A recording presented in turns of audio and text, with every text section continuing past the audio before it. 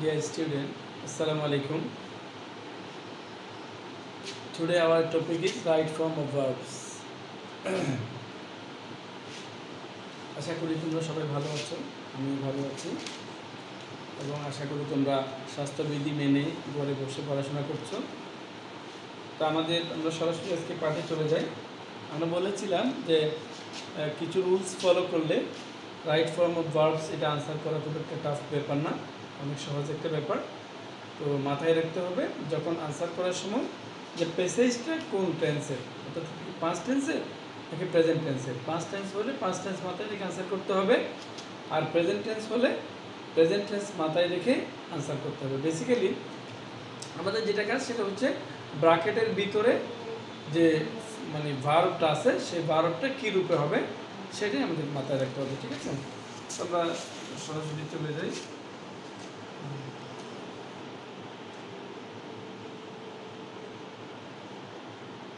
The moon shine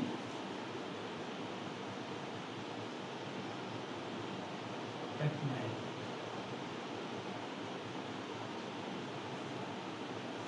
তাহলে এটা হচ্ছে দি মুন চাঁদ অ্যাট নাইট শাইন আলো দেয়। তাহলে এটা কি মানে ব্র্যাকেটের ভিতরে বারটা কি হবে? আমরা জানি যে চিরন্তন সত্য কথাগুলো বা যে বিষয়গুলো সাইন্টিফিক্যালি প্রুভড এগুলো সাধারণত কি হয়, প্রেজেন্ট ইনডিফিনিট টেন্সার হয়। তাহলে দি মুন আবার থার্ড পারসন সিঙ্গুলার নাম্বার, ঠিক আছে? তাহলে কি হবে,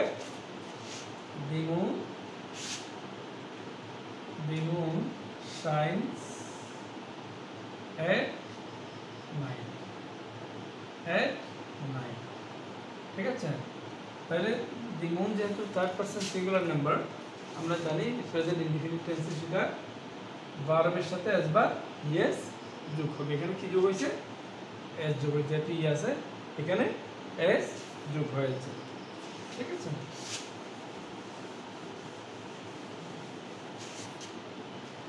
এরপরে দি ফ্লাওয়ার্স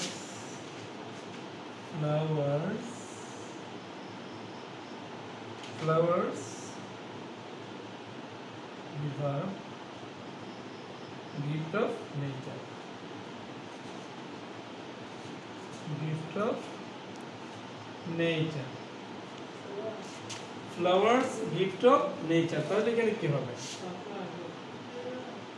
এখানে কি হবে, এখানে যেহেতু ফ্লাওয়ার্স প্লোরাল এখানে কি হবে, আর হবে টু বি ভার্ব, এখানে আর হবে ফ্লাওয়ার্স আর নেচার। এটা কি প্রেজেন্ট ইনডিফিনিট ফর্মে, ঠিক আছে? যেহেতু এটা একটি সাধারণ সত্য, তাহলে এটা কি হবে, এখানে প্রেজেন্ট ইনডিফিনিট ফর্ম হবে এবং এখানে বি ভার্ব হবে কি আর, ঠিক আছে? The flowers are gift of nature. তারপর হচ্ছে দি রিচ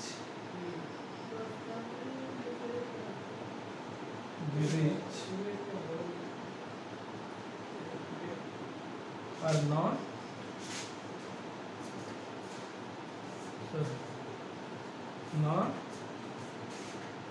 always happy.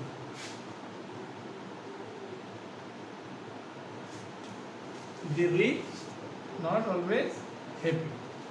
তাহলে এখানে বি ভার্বটা কি হবে, যেহেতু রিচটা এটা একটা প্লুরাল নাউন, তাহলে এখানে কি হবে, বি ভার্বটা হবে are. The rich are not always happy, ঠিক আছে? অর্থাৎ ধনীরা সবসময় কি হয় না, সুখী হয় না। এরপরে হচ্ছে দি পায়াস আর হ্যাপি,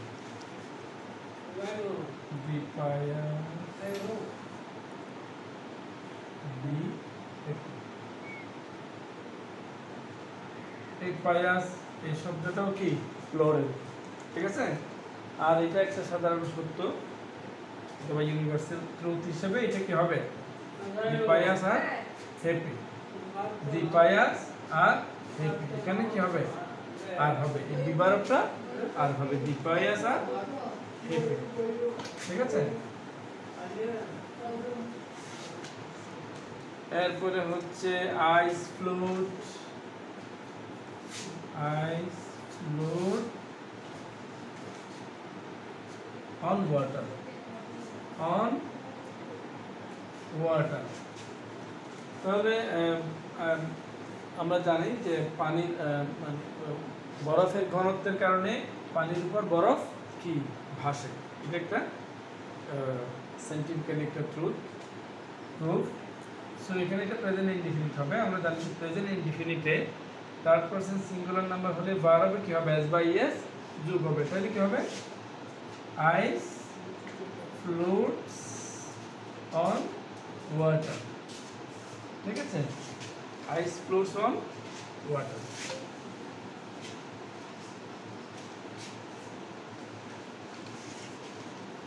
এরপরে হচ্ছে he carry on an umbrella daily.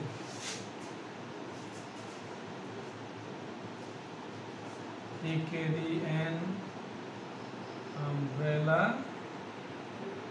Daily. আমরা প্রতিদিন, নিত্যদিন বা প্রতিদিন আমরা যে অভ্যাসগত যে কাজগুলো আমরা জানি এগুলো প্রেজেন্ট ইনডিফিনিট টেন্সের হয়। এবং প্রেজেন্ট ইনডিফিনিট টেন্সে হি, সি বা যে কোনো একটা সিঙ্গুলার নাম্বার হলে ভার্বে এস বা ইয়েস যোগ হবে। তাহলে কি হবে, he carries an umbrella daily. সে প্রতিদিন একটি ছাতা বহন করে, তো ছাতা নিয়ে বের হয়। ঠিক আছে,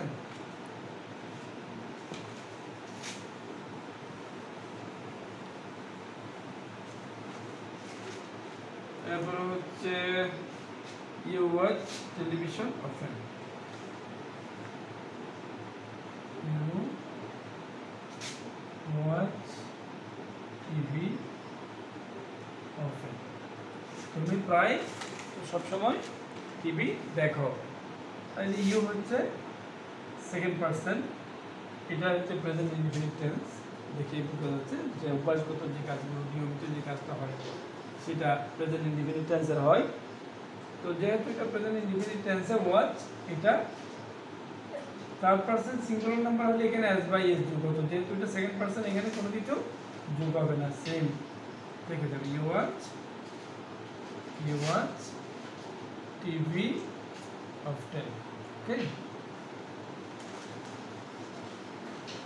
আর এটা যদি পাস্ট টেন্সও হয় তাও ভুল হবে না। এটা যদি পাস্ট ইনডিফিনিট টেন্সে হয় তাও ভুল হবে না। ইউ ওয়াচ টিভি অফেন, তুমি নিয়মিত TV দেখতা।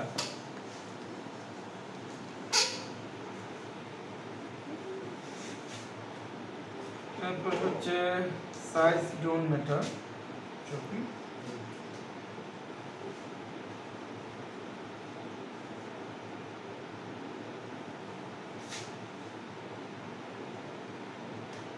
size don't matter. Sure.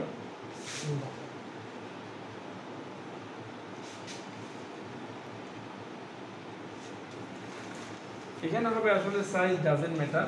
যেহেতু সাহিত্যিক এখানে জেরিকে প্রকাশ করেছে বা জেরির চরিত্রটা অঙ্কন করেছে কম শিক্ষিত বা অশিক্ষিত হিসেবে, তো এখানে এই জন্য সাইজ ডোন্ট হয়েছে। আর ম্যাটার এটাও একটা ইংলিশ, এটা একটা ভার্ব, এটা একটা ভার্ব। যেহেতু দুইটা ভার্ব পাশাপাশি হলে পরের ভার্বটা কী হবে, আইএনজি যুক্ত হবে। তাইলে এখানে কী হবে, চপিং।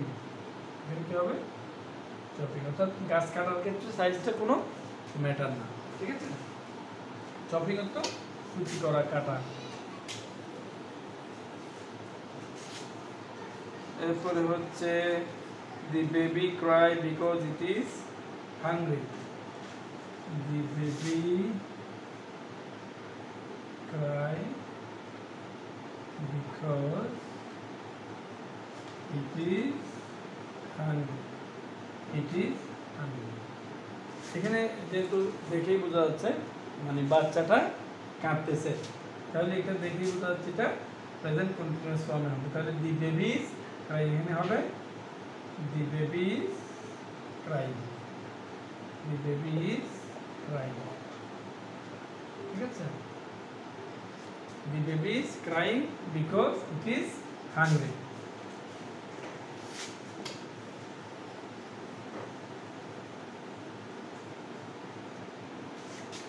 এরপরে হচ্ছে he return home just now,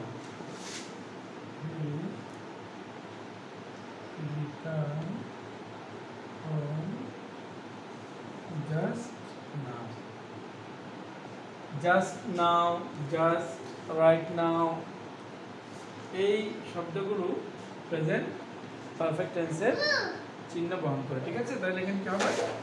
he return, he has return home just now, just নাও। তাহলে আমরা জানি যে প্রেজেন্ট পারফেক্ট টেন্সে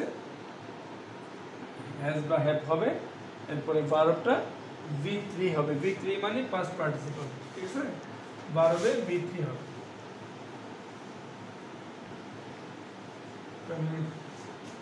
11 he not yet finished, he not yet finish the work, the work। এখানেও ইয়েট, এই ইয়েট শব্দটাও কিন্তু প্রেজেন্ট পারফেক্ট টেন্সের একটা সিম্বল বহন করে। তাহলে এখানে হবে হি হ্যাজ নট ফিনিশড, ভার্বের V3 হবে, finished the work, the work, the work, yet অথবা এখানে ইয়েটটা মাঝখানে আনতে পারে, has not finished yet the work, অথবা লাস্টটা আনতে পারে, এই মাঝখানেও দিতে পারে yet শব্দটা। ঠিক আছে,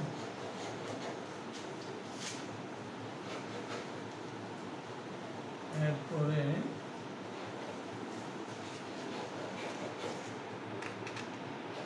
I just have a snack,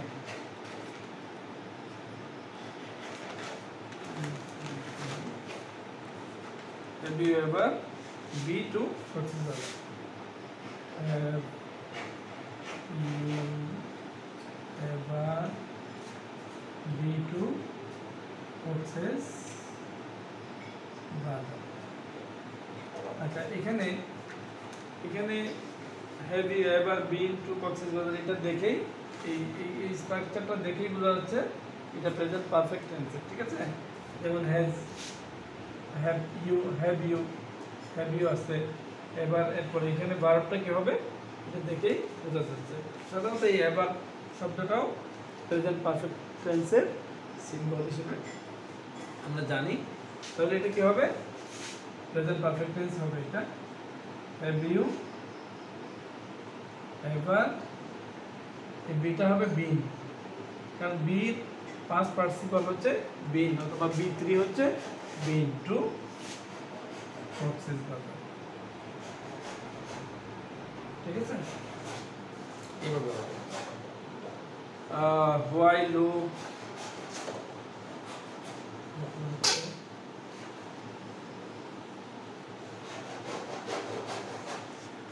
তারপর হচ্ছে why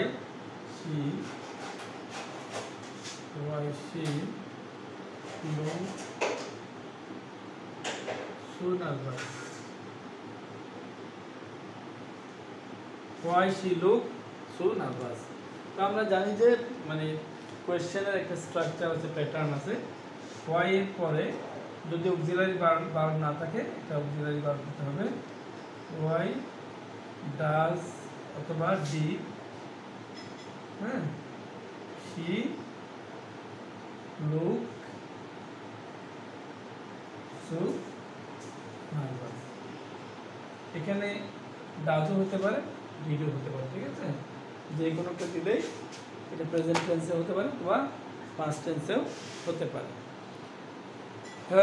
স্টুডেন্ট, আজকের মতো এখানে ক্লাস শেষ করলাম। আমি আরও একটা ক্লাস হয়তো রাইট ফর্ম অফ ভার্বের উপর নিব।